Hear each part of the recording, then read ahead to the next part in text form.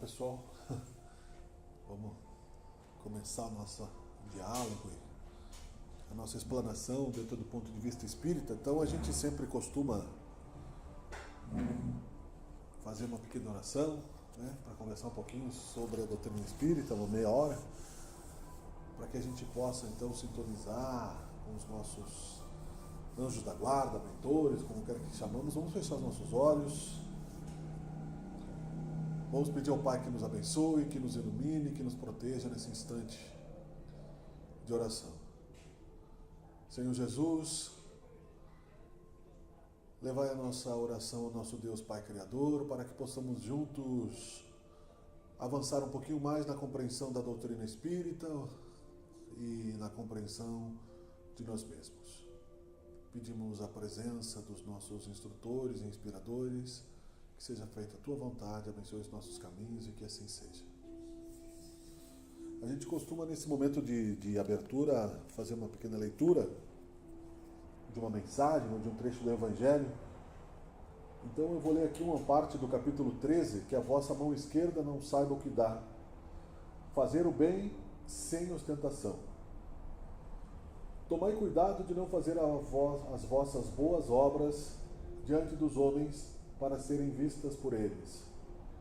De outro modo, não recebereis a recompensa de vosso Pai que está nos céus. Então, pois, quando derdes a esmola, não façais soar a trombeta diante de vós, como fazem os hipócritas nas sinagogas e nas ruas, para serem honrados pelos homens. Eu vos digo em verdade que receberam sua recompensa.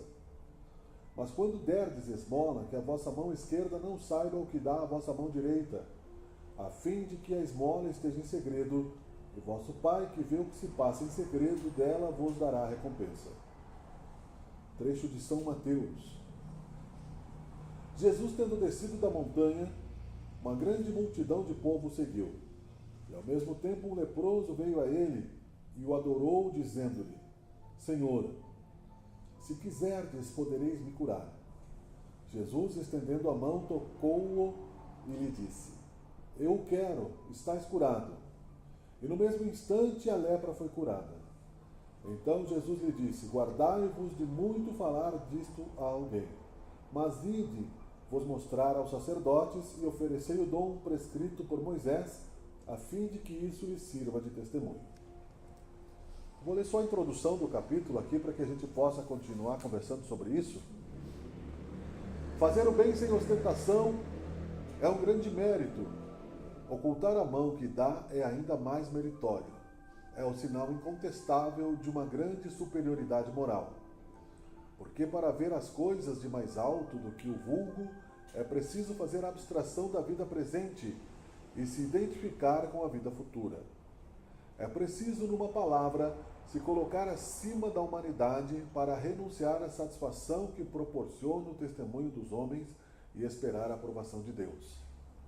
Aquele que estima a aprovação dos homens mais do que a Deus, prova que tem mais fé nos homens do que em Deus, e que a vida presente é mais para ele do que a vida futura, ou mesmo que não crê na vida futura, se diz o contrário, age como se não cresce no que diz. E aqui depois o texto explica bastante sobre esta questão da humildade em fazer a caridade, né? Para que nós possamos refletir sobre isso, a gente precisa olhar uma série de questões relacionadas ao nosso comportamento. A nossa vida interior, principalmente. Porque a nossa vida interior é que determina o ponto em que nós estamos na escala evolutiva. Temos comentado algumas vezes isso na escala evolutiva espiritual. Não como uma corrida contra o tempo, não numa corrida com o próximo, mas na questão de evolução. O Espiritismo é uma doutrina cristã que ressalta a questão da evolução, muito positivamente, de uma forma que nos dá a responsabilidade e o compromisso de nos transformarmos à medida que vamos compreendendo quem somos, de onde viemos e para onde vamos. Essa compreensão se dá pelo amor ou pela dor. muito simultaneamente as duas coisas, porque são interligadas, tanto o amor quanto a dor. As dificuldades que nós temos em amar, as dificuldades que nós temos em acertar os ponteiros do relógio com aqueles que amamos, as carências emocionais que nós temos quando necessitamos ser amados e assim por diante. Todos esses relatos espirituais do nosso sofrimento estão na história da humanidade. Quem somos, de onde viemos, para onde vamos. Nos grandes dramas, nos pequenos dramas do dia a dia, na intimidade do cotidiano.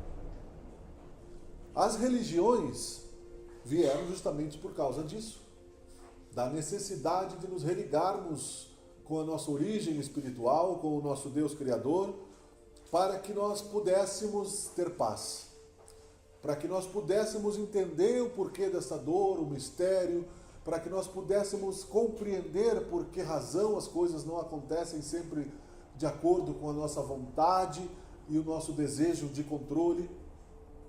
E aí, neste progresso intelectual, através do tempo, neste relativo progresso emocional e moral, através do mesmo tempo, percebemos a existência da justiça de Deus. Analisamos essa existência. E as nuances dessa existência são tão sutis, tão caridosas, tão discretas, que a presença de Deus em nossas vidas parece inexistente muitas vezes. Como se o Pai não existisse. Como se fôssemos órfãos da criação. O Espiritismo nos dá muitas respostas, mas a principal delas, como disse Allan Kardec, é com relação à caridade. Fora da caridade não há salvação. Não fora do Espiritismo. Porque a caridade é um amor incondicional.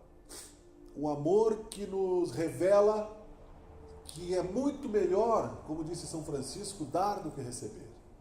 Que nos engrandece muito mais aquilo que nós generosamente disponibilizamos aos nossos irmãos, que nós disponibilizamos aos nossos inimigos, que nós disponibilizamos aos nossos contemporâneos de encarnação e aqueles que desencarnaram antes de nós, pais, antepassados e até mesmo inimigos.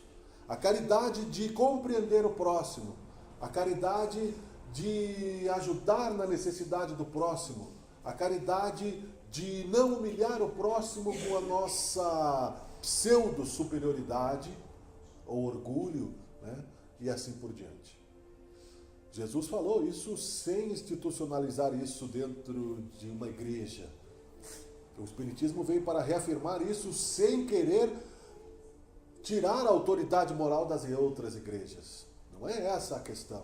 O Espiritismo só veio nos mostrar que a caridade que humilha, a caridade que fere, a caridade que magoa, ela não é caridade, ela é vaidade. E aí que entra a relação da opinião do outro sobre nós mesmos e da opinião de Deus sobre nós mesmos e da nossa irradiação para o mundo sobre quem somos. Não há segredos nisso. Há uma lógica muito clara que é a nossa vida interior, a nossa consciência.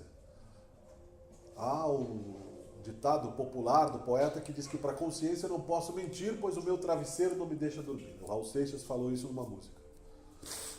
Ou seja, nós sabemos quem nós somos, em parte, não no todo, nessa encarnação. Nesta encarnação, aliás, em parte também a partir da nossa memória, porque nos primeiros anos de vida nós não sabemos como foi os tratamentos, como foi o parto, tanto que Freud foi até aí. Além daí não conseguiram. Porém, os cientistas materialistas não conseguem identificar a origem da consciência, nem mesmo no DNA. Não conseguem identificar a força da vontade, do caráter, da psicologia humana, por mais que procurem no cérebro. Nem mesmo na glândula pineal, que é a glândula central que nos dá a ligação com o plano espiritual, encontrou-se o espírito. Porque o que é espírito, o que é matéria. Ou seja, nós vivemos do espírito, a matéria é uma ferramenta que o espírito utiliza. Nós somos espírito. Não existe diferença entre o espírito desencarnado e nós, a não ser o corpo físico. Nossas limitações são um pouco maiores. Mas um pouco, porque se o espírito estiver no umbral, cheio de paixões e vaidades, ele vai enxergar menos que nós a luz. E não sabemos se estamos no umbral ou não. Estamos num plano superficial. A caridade feita corretamente, sem ostentação, sem vaidade, ela é a chave de um segredo muito importante que nós buscamos desde que nos demos por consciência, que é a felicidade. Que é encontrarmos a paz de espírito, que é estarmos em paz com os semelhantes, com o nosso trabalho, com o nosso progresso também material, com certeza, com o nosso progresso espiritual, ou com os problemas que se apresentam em nossas vidas, que muitas vezes nos surpreendem, porque não estão sob o nosso total controle. Nem tudo está sobre o nosso... Aliás, quase nada, muito pouco está sob o controle do nosso livre-arbítrio. Ele existe, o livre-arbítrio, mas, porém, com uma série de limitações que precisam ser observadas para que nós aprendamos a nos subordinar à justiça de Deus, à lei de causa e efeito, e entendermos o mecanismo da caridade real, que nos dará a salvação. Então é uma jogada refletida, planejada, consciente, raciocinada.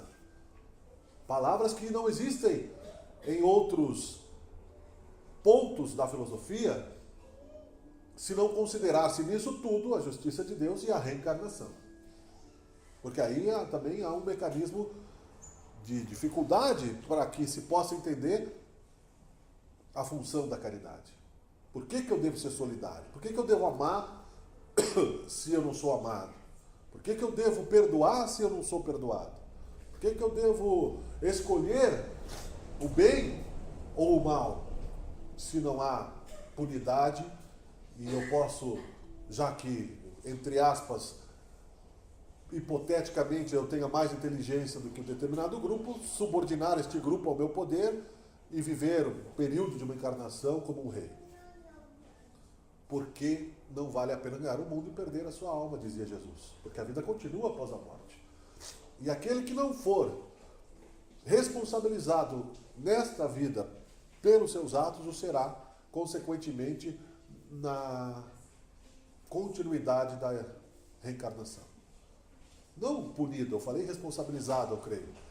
Ou seja, a lei de causa e efeito, desde que nos deu a compreensão, Senhor Deus, desta possibilidade, nos torna mais conscientes do caminho que temos a trilhar pelos nossos próprios passos. O livre-arbítrio começa a ser exercido desde os primeiros momentos da consciência, no início já da nossa formação espiritual como seres humanos, conscientes, espíritos capazes de discernir a luz. Ali é-nos dado toda a lei, toda a possibilidade, né, de erro ou acerto. E no processo de relação com as coisas da vida, da natureza, do mundo, o atrito natural da evolução, para nos tornarmos mais cedo ou mais tarde a imagem e semelhança de Deus. É um projeto de vida. A imagem e semelhança de Deus que nos pode ter numa única encarnação. Não adianta vestirmos a carapuça do santo e assumirmos uma postura hipócrita como faziam os fariseus, de túmulos brancos e caiados, né, por fora, pintados com cal, e dentro estamos cheios de rapinagem. A caridade é a mesma coisa. Eu posso doar milhões, mas se eu quero aplauso, se eu quero voto, se eu quero... né, eu já recebi a recompensa, que é o alimento da minha vaidade. Até porque aqueles milhões nem me pertenceriam, são emprestados por Deus e a ele eu teria que prestar contas. Né? É um bem, claro, não deixa de ser um bem. Mas pessoas de má vida também fazem isso. A gente vê nos locais onde os traficantes tentam dominar as comunidades, eles, nas festas de caridade, eles comprarem, né, produtos com dinheiro do tráfico para darem para as crianças e fazer. Isso acontece em Caxias, acontece no Rio de Janeiro, acontece no mundo inteiro, onde pessoas de má vida que patrocinam a violência, o mal, a destruição, quiserem, né? Pablo Escobar fazia isso, né? Um traficante colombiano de grande, né, repercussão internacional. Tanto que chegou a ser cogitado, até descobrindo que ele era um grande traficante, a possibilidade dele ser político na Colômbia. Então não é essa a caridade, né? Não adianta você dar com uma mão e tirar com a outra. Tem aqui no Evangelho o óbolo da viúva, né? Aquela viúva que talvez tivesse só uma moeda para comprar um pedaço de pão para aquele dia e fez aquela caridade espontânea, generosa, porque o seu coração é bom, o seu coração vibrou naquele momento, naquele agora, para que aquela caridade fosse a salvação de um outro irmão, sem egoísmo e sem vaidade, de uma forma oculta, muito mais valorosa, não pela questão, repito, da matéria, mas pela questão da intenção. É óbvio que existem muitos projetos de grande porte, como a própria Mansão do Caminho, do Divaldo Franco, que movimenta milhões. Madre Teresa de Calcutá movimentou milhões, né? E assim por diante. Milhões, sim. O universo é de Deus. Tudo que tem pertence a Deus, né? Então, quer dizer, o próprio Jesus dizia, meu reino não é deste mundo, ou seja, não preciso provar, né, para Pôncio Pilatos que ele poderia, com a força espiritual que tinha, arrebanhar ou arrebatar o reino de Deus pela violência, né? Porque com ferro fere, com ferro será ferido. Ele dizia, o que é de Deus, dai a César o que é de César. Eu não vim para descumprir a lei, ou seja, eu não vim para fazer uma rebelião, eu não vim para pregar a violência, porque violência gera violência, causa e efeito. Então, se eu vibro vaidade, eu vou atrair vaidade. Se eu vibro egoísmo, eu vou atrair egoísmo, é a lei da atração. Se eu vibro, mesmo que por fora eu esteja sendo civilizadamente comportado como eram os fariseus, não é por isso, dizendo Senhor, Senhor, que eu vou conquistar a minha liberdade espiritual, mas agindo de uma maneira correta com relação à caridade, para que eu possa realmente ter o meu coração purificado pela caridade, limpo das minhas mazelas, e atingir então um grau de espiritualidade melhor.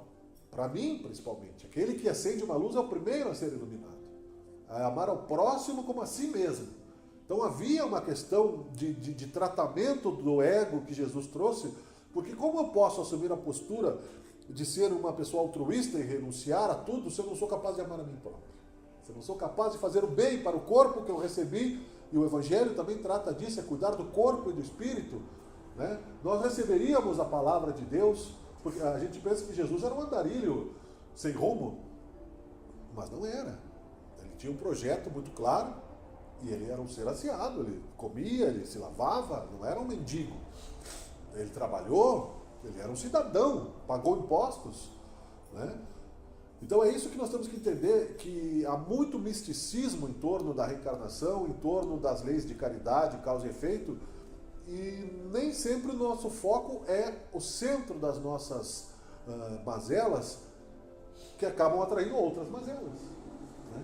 Porque eu sou um espírita em tratamento, como todo mundo é, não sou um espírita perfeito, em tratamento espiritual, pelo fato de estar reencarnado, pelo fato de ter um monte de necessidades, dificuldades, responsabilidades, instabilidades, imperfeições, que a caridade possibilita o quê? O retorno. Falei como a Dilma agora. O retorno, espero que eu esteja sendo claro, das nossas almas feridas pelos nossos próprios erros na direção do progresso. Eu vou referenciar novamente a necessidade da caridade para que nós possamos nos libertar. Divaldo Franco, numa das suas palestras, ele diz muito bem que é um balanço kármico nas nossas contas. Nós temos uma contabilidade, vamos tornar isso uma metáfora, uma contabilidade espiritual. Então eu tenho lá muitos débitos a serem resgatados, porque eu roubei, porque eu matei, porque eu traí, porque eu fui omisso, porque eu fui preguiçoso, uma alma imperfeita. Não totalmente imperfeita. Ao mesmo tempo que eu fiz, porque a gente pensa assim, o cara fez tudo isso, então, né, não tem uma virtude. Não, ao mesmo tempo, né, eu amei a minha família, na mesma encarnação eu amei os meus filhos, né, eu fui generoso com a comunidade ali, eu fiz alguma coisa positiva, avancei em uma casinha, mas eu estou com um débito de toneladas. Na outra encarnação eu vou ter que começar, ou naquela própria, eu vou ter que começar a resgatar essa vibração, esses miasmas, essa energia negativa, invisível, que se transforma em doenças, em acidentes, em violência, em problemas mentais, em formação de corpos limitados, a encefalia, problemas degenerativos que surgem, a gente não sabe de onde que vem.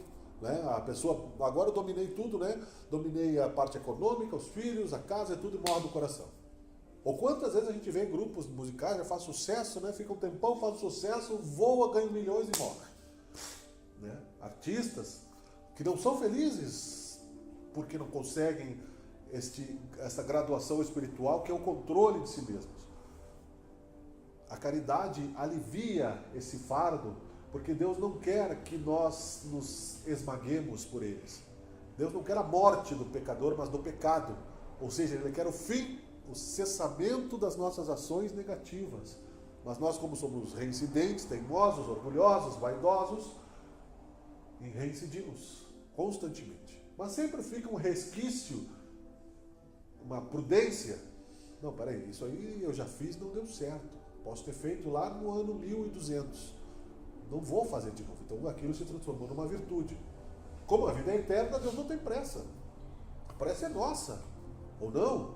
A vida continua infinitamente, independente da continuidade do planeta Terra. O planeta vai acabar, o Sol vai acabar, a galáxia vai acabar. Nós vamos reencarnar 1 milhão de vezes, mas o universo não vai acabar.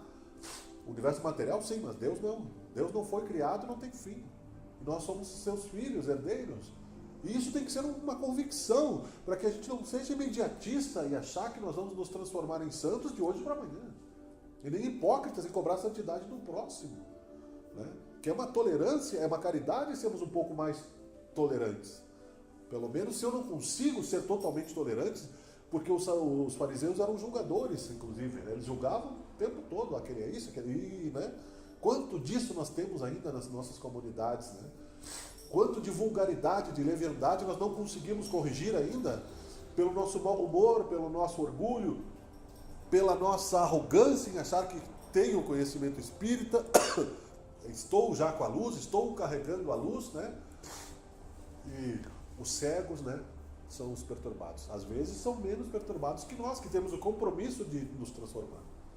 Se não conseguimos transformar o verbo, que o silêncio substitua o verbo. Jesus dizia que se um órgão te leva ao escândalo, é melhor tu entrar na vida sem. Se eu sou um maledicente, era melhor eu ser mudo. Se eu sou uma pessoa que mentaliza o mal do próximo, era melhor eu ser demente. Se eu olho com inveja o bem do meu irmão, era melhor eu ser cego. E assim por diante. Se eu uso a minha mão para o assassinato, era melhor eu não ter o braço. Porque isso vai me jogar ainda mais no fundo dos umbrais, das lamaçais de sofrimento que os anjos da misericórdia estão tentando nos mostrar, para que nós possamos entender que não adianta eu fazer a caridade de fora para dentro. É de dentro para fora. Ou é melhor não fazer. É melhor... Olha, eu não faço porque eu não sou santo, mas também eu preciso me omitir. Eu não preciso ser santo, não preciso ser santo para entrar num templo religioso, não precisa. Os sãos não precisam de médico. Vejam quantas frases de Jesus nós encontramos pensadas do Evangelho que resumem tudo aquilo que nós necessitamos hoje. Nós somos, sim, se não tivermos orgulho, ainda inflamados, o que é uma doença. Toda inflamação é uma doença. O doutor Fernando Luquezzi, o cardiologista famoso e palestrante, diretor da Santa Casa de Misericórdia, recentemente deu uma palestra em Caxias e falou justamente isso. Todas as doenças, sejam elas quais forem, surgem de uma inflamação. Uma inflamação de uma pinta pode virar um câncer. Uma inflamação no fígado pode nos matar. Uma inflamação no estômago, tudo. Primeiro a célula inflama, depois ela adoece. Primeiro uma célula do coração inflama, depois ela morre. Um nervo, a inflamação surge Não se diz quando a pessoa quer um ser inflamado, né? Se ele for um inflamado para o bem, usar as suas paixões para fazer o bem, tudo bem. Mas se for cólera, se for bilis, a gente morre. O ódio mata, né? A falta de perdão mata, o orgulho mata. E a gente sabe que nós temos, todos nós temos, né? Então, o corpo, né? Porque o espírito não vai morrer. E aí nós deixamos para depois, e aí pode ser nessa encarnação tarde, né? Já deixamos muitas vezes para a próxima vida. Mas o consolo é que não acaba nunca. E sempre se pode recomeçar. Se não temos a direção exata do agora, reflitamos com a oração da serenidade. Né? Concedei, Senhor, a serenidade necessária para aceitar as coisas que eu não posso modificar. Coragem para modificar o que eu posso e sabedoria para distinguir umas das outras. Essa é a oração básica dos alcoólatras anônimos. Porque o alcoólatra e dos narcóticos anônimos também é um espírito tão perturbado por causa dos vícios e tão obsidiado por causa dos seus companheiros espirituais que ele perdeu a noção da consciência. Nós já estamos embotados por causa das nossas vaidades. E ainda usamos coisas exteriores para deixar o cérebro ainda mais perturbado, enlouquecer ainda mais, já não bastassem as obsessões. Então, na década lá de 60, essa oração apadrinhou os alcoólatras anônimos, década de 50 talvez. Concedei-nos, Senhor, a serenidade necessária para aceitar as coisas que eu não posso modificar. A morte eu não posso modificar. O tempo eu não posso modificar. O outro eu não posso modificar. Né? Sabedoria, né, para reconhecer o que eu posso modificar do que eu não posso. Porque onde estiver ao meu alcance, o que eu posso modificar sou eu próprio. Posso pedir perdão, posso ser mais gentil, posso reconhecer com mais facilidade quando eu erro, sem tanto sofrimento, somente a reflexão necessária, né? Posso me disciplinar e se cair, levantar. Né? Coragem para modificar aquelas que eu posso e sabedoria para distinguir umas das outras. Ou seja, sabedoria, coragem, né, e lucidez. Né? E viver um dia de cada vez. Mas a caridade para conosco mesmo entra nisso também. Então, dentro dessa matemática, cada ato bondoso, calculado no princípio talvez, é preciso renunciar a todo o mal primeiro. Não adianta, por um lado, eu fazer o bem, para o outro lado, eu continuar abrindo portas, né, para concessões. Não, eu sou tão bonzinho que eu posso, né, fazer uma fofoquinha. Eu sou tão bonzinho, né, que não, eu posso aqui tomar uma pinga escondido. Né, ninguém vai saber. Entendeu? Eu posso, né, fazer, eu não devo. Eu posso fazer por instinto. Posso fazer, né? A convivência social não quer dizer que a pessoa bebeu uma caipira é um alcoólatra, pelo amor de Deus. Não quer dizer que a pessoa, né, tem relações com a sua esposa que é um sexólatra. Não é isso, né? A gente não tem que ser santo e as coisas são sociais, não haveria humanidade. O sexo tem uma função divina, a função social tem, né? Uma função terapêutica, temos amigos, temos convivência social, ninguém vive. O Allan Kardec ressaltou isso, né, no Livro dos Espíritos, que nós temos que conviver com o próximo. Quando Jesus disse que os sãos não precisam de médico, ele estava sendo criticado porque ele conversava com os fariseus, que eram grandes hipócritas, mas escuta, né, está conversando aí com os caras que ficam julgando a gente, conversava com as prostitutas, para dar um exemplo, não era para conivir com elas e estimular elas a continuar, era para dar esperança de que elas podiam ter uma vida melhor, renunciar. Conversava com os ladrões, conversou com o Barrabás ao lado dele, que se arrependeu do que fez, ganhou um crédito de misericórdia, não quer dizer que virou santo naquele momento. Os sãos não precisam de médico, ou seja, nós, como seres inflamados, inflamáveis que ainda somos e temerosos de Deus, precisamos compreendê-lo, não temê-lo. Precisamos entender que aqui nesta encarnação nós jamais vamos atingir em poucos períodos de proximidade de Jesus Cristo aquilo que outros irmãos já fizeram em outras encarnações. O nosso tempo é diferente dos outros. A caridade que nós fizermos para conosco mesmos, em nos perdoarmos dos nossos passados, em recomeçar através da oração, só o esforço de buscarmos a Deus um pensamento, de buscarmos o nosso próximo, de zerar uma mazela. Olha, vamos zerar a discussão, vamos começar, vamos tentar, só o esforço de tentar adequar as relações para o bem, ou orar pelo inimigo, que seja, já nos dá uma filigrana de luz, né? uma fração de luz que pode nos sustentar numa ponte muito fina para o umbral, passando por cima em direção a outro estágio de evolução. A cada momento de reflexão, um raiozinho da nossa faixa vibratória vai se fixando para a imortalidade. Cada um segundo as suas obras. A caridade alivia esse fardo, porque se Deus nos jogasse todo o fardo dos nossos erros, nos esmagaria. Para concluir, você tem um filho, o seu filho comete erros, muitos erros, é um psicopata, um assassino em série. Ele deixou de ser seu filho? Ele vai ser condenado à pena de morte. Na cadeira, o Espiritismo é contra, mas ele está lá nos Estados Unidos. Vai para a cadeira elétrica. Ele deixou de ser seu filho? Não. Você vai... Aí morreu. Ele deixou de ser seu filho? Não. Você vai rezar para que Deus pegue essa alma dele. O Espiritismo não acredita no diabo também. Ele caiu lá no umbral, você está no céu. Ele deixou de ser seu filho? Se você não amar, sim. Esquece. Mas se você ama, que o amor vem do coração, você vai tentar buscar ele lá no umbral, onde quer que ele esteja, aí ele vai reencarnar para resgatar todas as suas vítimas, e você vai como irmão, como pai, como filho de Deus, junto.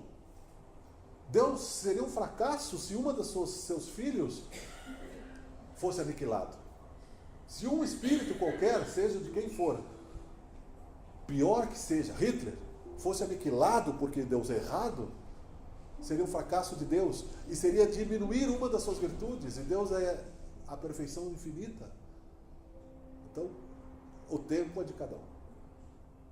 Há outras questões que o Espiritismo aborda, por que Deus permite o mal, por que isso acontece, a gente pode pôr na conta de outras reflexões, na conta de outros momentos, mas a caridade alivia. Encurta o caminho, porque se eu tiver que pagar olho por olho, dente por dente, 5 milhões de pessoas que Hitler mandou queimar, não sozinho, né, mas com um grupo de pessoas, ele vai ter que reencarnar 5 milhões de vezes e morrer 5 milhões de vezes numa câmara de gás, é um absurdo. Deus vai dar para ele, né, a possibilidade da misericórdia, do perdão e da caridade que ele possa fazer, junto com o resgate, para que ele contribua um por um o perdão de cada ser. Os gregos tinham essa sabedoria. Quem te feriu vai te curar. Essa é a lei de Deus, de causa e efeito. Por quê? Porque esse espírito vai evoluir, vai se arrepender, vai pedir perdão e vai resgatar. E assim o amor vai prevalecer. Não há uma batalha entre bem e o mal. Então essa é a função da caridade. Se nós fizermos caridade sem compreender porque que a gente está fazendo, ela não é uma caridade, é um impulso de generosidade que passa, né?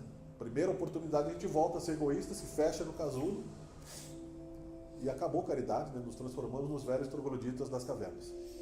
Então, muito obrigado pela atenção. Desculpe a brincadeira com a nossa ex-presidente, que foi de mau gosto, realmente. Vamos, então, buscar a nossa vibração positiva para que nós possamos partir para o momento do passe. Deus de amor e bondade, Senhor Jesus, muito obrigado por esse momento, que seja feito da vontade e que assim seja. Obrigado.